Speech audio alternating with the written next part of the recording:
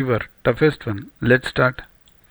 The angle of depression of the top and bottom of a 10-meter tall building from the top of a multi-storied building are 30 degrees and 60 degrees respectively. Find the height of the multi-storied building and the distance between the two buildings. Here there are two buildings. This is one A and this is B. B is multi-storied and we want the height of B, not of A, and it's given angle of depression, means this is horizontal and the top's depression angle is 30, bottom's is 60, right? So we have 10 over here because this height is given 10, right? And so this will be what, 10 plus h, right? Okay, now let's solve quite easy problem. See, a depression means what? If you draw a line parallel to this from 10, so what happens? This angle becomes 30 and similarly this below angle also becomes 60, right? Now let's solve this.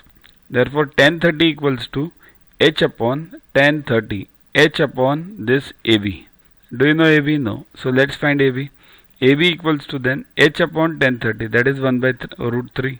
So take root 3 above, h root 3, right? AB equals to h root 3. Okay. Now tan 60. Tan 60 equals to what? H plus 10 upon AB, right? Therefore AB equals to what? H plus 10 upon tan 60, that is root 3. But we know AB now, h root 3. Therefore h root 3 equals to h plus 10 upon root 3. Solve this, take root 3 on the other side. 3h equals to h plus 10. H on the other side, 2h equals to 10. Therefore h equals to 5. Now we know h 5 and big building is what? 10 plus 5, 15. That's what is required. 15 and the distance between the two means AB is also required. AB is what? H root 3. That is 15 and root 3. Sorry, it is 5 root 3. Why 5 root 3? Because it is h root 3 and h is what? 5. So therefore it's 5 root 3 is the distance. So AB equals to 5 root 3 and this total height is 15. Okay.